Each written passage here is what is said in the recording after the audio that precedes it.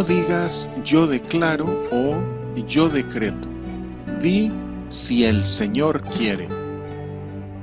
¿Cómo podemos reconocer a un verdadero ministro de Dios? El Señor Jesús quebrantó la ley del sábado. ¿Qué significa juzgar con justo juicio? Jesús les respondió y dijo: mi doctrina no es mía, sino de aquel que me envió. El que quiera hacer la voluntad de Dios conocerá si la doctrina es de Dios o si yo hablo por mi propia cuenta. El que habla por su propia cuenta, su propia gloria busca, pero el que busca la gloria del que le envió, este es verdadero y no hay en él injusticia. ¿No os dio Moisés la ley y ninguno de vosotros cumple la ley? ¿Por qué procuráis matarme? Respondió la multitud y dijo: demonio tienes, ¿quién procura matarte? Jesús respondió y les dijo: una obra hice y todos os maravilláis. Por cierto, Moisés os dio la circuncisión, no porque sea de Moisés, sino de los padres, y en el día de reposo circuncidáis al hombre. Si recibe el hombre la circuncisión en el día de reposo, para que la ley de Moisés no sea quebrantada, os enojáis conmigo porque en el día de reposo sané completamente a un hombre. No juzguéis según las apariencias, sino juzgad con justo juicio. El que habla por su propia cuenta, su propia gloria busca. Estudio del Evangelio del Apóstol Juan. Mi doctrina no es mía. Ante la pregunta, ¿cómo sabe éste sin haber estudiado con un maestro reconocido? El Señor responde: mi doctrina es la del Padre.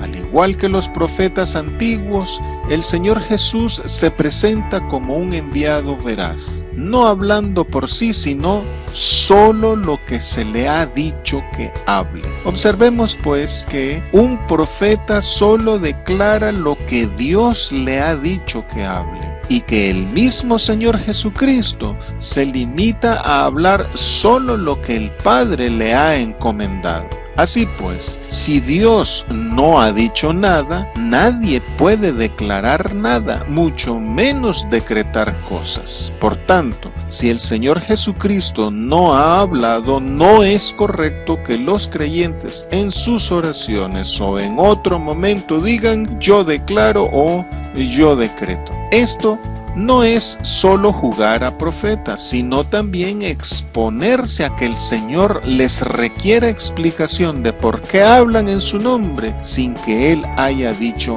algo. La Biblia dice que lo correcto a decir es: si el Señor quiere, haremos esto o aquello. Y también dice que el único que de suyo habla es el diablo. Las autoridades judías querían matar a Jesús porque se hacía igual a Dios al decir que Dios era su propio Padre. Y aquí el Señor Jesucristo afirma que su doctrina es de Dios, quien lo envió. El Señor Jesús afirma que no posee línea humana de sucesión docente ni es autodidacta, porque obtiene su doctrina del Padre y porque Él mismo salió del Padre. Por eso su proceder y hablar es idéntico al del Padre y su autoridad es la del mismo Dios. Si la tradición rabínica se remonta hasta Moisés y luego a Dios, Cristo Jesús ha adquirido su doctrina directamente de Dios, quien le ha enviado. Por tanto, su respaldo es Dios el Padre, el que quisiere hacer su voluntad. El Señor Jesús había indicado antes que la manera en que se puede verificar que su doctrina es de Dios es viendo sus obras o señales. También dijo que otro medio para comprobar que su doctrina viene de Dios es escudriñando las Escrituras. Ahora da una tercera forma y es querer hacer la voluntad de Dios. Ya Él había dicho: serán todos enseñados por Dios, así que todo aquel que oyó al Padre y aprendió de Él, viene a mí. Cuando el Padre nos enseña, nos da testimonio acerca de su Hijo Jesús. De esta manera, la convicción es personal. El convencimiento es individual, no por experiencia ajena ni por imposición externa, sino por tener su palabra morando en nosotros. Por su parte, los sinópticos establecen que querer hacer la voluntad de Dios es requisito para entrar en el reino de los cielos. Este es verdadero y justo.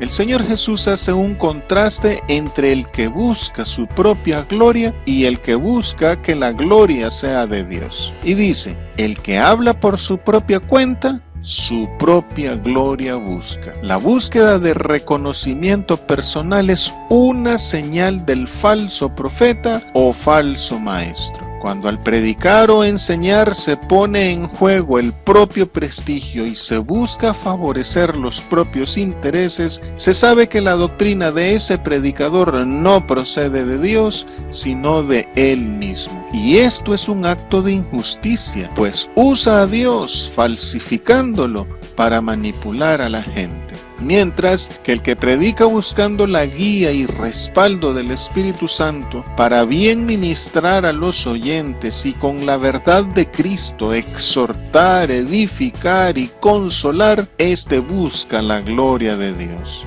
Es un ministro verdadero, es de fiar y no hay injusticia en él, aun cuando vaya contra la corriente de las creencias en general. La pauta que determina la validez de una enseñanza está en los intereses que se defienden, pues toda doctrina refleja el afán del que la enseña. Y el Señor Jesús demuestra ser verdadero, pues fue consecuente hasta la muerte, por lo que no hay injusticia en él. El Señor Jesús vivía la doctrina que enseñaba, por lo que no habló para engañar. Su doctrina no es mera ideología, por eso sus palabras son espíritu y son vida. Al buscar hacer la voluntad del Padre y no la suya, Cristo Jesús demuestra ser justo porque no busca hacer su voluntad, sino la voluntad del Padre. De esta manera, al hacer y decir lo que el Padre dice, el Señor Jesucristo es tan veraz como lo es Dios el Padre. Moisés os dio la ley. Cuando el Señor Jesús dice vuestra ley o su ley o Moisés os dio la ley, no se distancia de la ley, sino de las autoridades judías y de la interpretación que de ella hacen. El Señor hace notar que ellos se ocupan solo del aspecto ritual de la ley y no del espíritu, de la razón o del porqué de la ley, anulándola. Ninguno de vosotros hace la ley. El Señor Jesús hace ver aquí la ironía de la situación. Los mayores transgresores de la ley le acusan a él de violar la ley y hasta lo quieren matar. En los evangelios sinópticos, el Señor Jesús hace notar la incoherencia en la conducta de las autoridades judías frente a la ley. Por ejemplo, limpiaban los utensilios y no se limpiaban ellos de su rapacidad y maldad. Diezmaban hasta el comino y no se ocupaban de las necesidades de los demás, etc. Así pues, decían profesar y observar la ley, pero realmente solo la usaban como medio de represión. Por esto, las autoridades judías condenaron al enfermo de Betesda invocando la ley y obviando la sanidad del hombre y enfatizando que su sanación fue en sábado, ahora quieren matar a Cristo Jesús. Si en realidad ellos cumplieran la ley, sabrían que la doctrina del Señor Jesús es de Dios, pues cumplir la ley es hacer la voluntad de Dios, y Dios quiere misericordia y no sacrificio. Respondió la gente. Ante la afirmación del Señor Jesús sobre que las autoridades judías lo querían matar, la gente lo interrumpe. Para la gente es ilógico e increíble que lo quieran matar. La gente, aunque no estaba muy clara de su doctrina y aunque algunos no estaban de acuerdo con él, no por eso lo consideraban digno de muerte. ¡Demonio tienes! Para la época del Señor Jesucristo, esta expresión equivalía a decir «estás loco». Era la expresión común para indicar un absurdo. La gente considera que el Señor Jesús exagera, que está paranoico y que no sabe lo que dice. Pero la gente, especialmente la que no era de Jerusalén, no sabía sobre la orden de captura que había en contra del Señor Jesús. No les parecía posible que sus autoridades quisieran matarle. Les parecía insostenible una afirmación tan grave. Pero las autoridades judías sí utilizaban la frase «demonio tiene» en su sentido ofensivo. El evangelista Marcos relata que tras sanar a un hombre con la mano seca, las autoridades judías tomaron consejo para destruir al Señor y que poco tiempo después le dijeron al Señor que por Belcebú echaba fuera demonios. Lo llamativo en estas dos ocasiones, la de Betesda y el de la mano seca, es que ambas curaciones fueron realizadas en sábado. Las autoridades judías consideraban que con esto el Señor quebrantaba, entre comillas, el día de reposo, guiando a la gente por el mal camino. Fue tal su legalismo que de manera blasfema atribuyeron a Beelzebú las obras del Espíritu de Dios. Más adelante el apóstol Juan indica que otra vez deshonraron al Señor Jesucristo diciéndole samaritano y endemoniado, en el sentido de falso profeta. Una obra hice y os maravilláis. El Señor se refiere a la sanación del enfermo de Betesda, sanación que la mayoría de comentaristas consideran que fue durante la fiesta de Pascua. Si lo de Betesda fue en Pascua y el Señor ahorita está hablando durante la fiesta de los tabernáculos, entonces la sanación de Betesda habría ocurrido 15 meses atrás. Significa que después de tanto tiempo todavía seguía siendo tema de discusión entre los judíos. Por este largo intervalo de tiempo, algunos exégetas de la crítica literaria no creen que este espacio de tiempo sea posible. En todo caso, más de 2000 años van ya y seguimos conversando sobre esto. No es por Moisés, sino por los patriarcas. El Señor Jesús utiliza aquí un argumento basado en la antigüedad, lo cual concede mayor autoridad, y argumenta que hay cosas en la ley que no son de Moisés, con lo cual se le resta autoridad legislativa a él. Por ejemplo, el mandato de la circuncisión. El Señor Jesucristo declara que Moisés ni es original ni es originador. El precepto de la circuncisión fue dado a Abraham. Este argumento de la precedencia también es aplicado a la fe respecto de las obras de la ley, al sacerdocio de Melquisedec respecto del sacerdocio levítico y puede aplicarse también a la práctica del diezmo. En sábado circuncidáis. Respecto de sus sanidades en sábado, en los evangelios sinópticos el Señor Jesús hizo notar que David comió ilícitamente de los panes de la presencia y que los sacerdotes profanaban el sábado sin culpa. Con estos dos ejemplos, el Señor argumenta que en determinado momento los preceptos de la ley se contraponen y que para resolver la contradicción se toma en cuenta la prioridad. Los sacerdotes profanaban el sábado, pero eran sin culpa porque era la misma ley la que les mandataba a trabajar en sábado. Y el rey David comió ilícitamente los panes de la presencia que solo los podían tocar los sacerdotes, pero fue sin castigo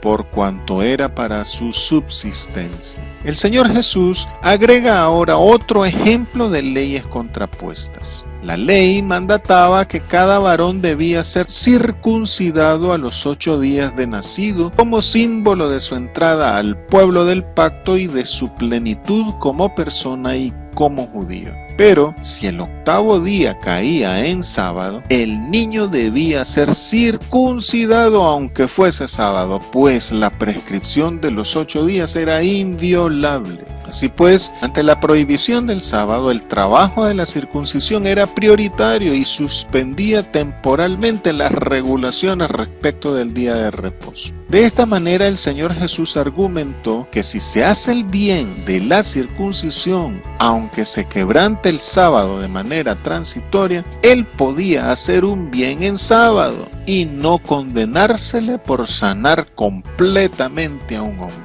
La prioridad última de Cristo Jesús es la vida y el bienestar de las personas, y esa es su pauta de conducta. Muy poco tiempo después, y muy seguramente influenciado por las enseñanzas de Jesús, el rabí Eleazar ben Azaría, ratificado posteriormente por Rashi, dijo: si la circuncisión que atañe a uno de los 248 miembros del cuerpo del hombre prevalece sobre el sábado, ¿cuánto más prevalecerá su cuerpo entero si está en peligro de muerte? Una vez establecido el nuevo pacto en la sangre del Señor Jesucristo, el bautismo reemplazó a la circuncisión, haciéndola innecesaria. Por esto, a aquellos judaizantes que pedían que los creyentes entre los gentiles fuesen circuncidados, el apóstol Pablo les llamó mutiladores del cuerpo. Juzgad con justo juicio. El Señor Jesús hace un llamado a que nuestras reflexiones sean imparciales.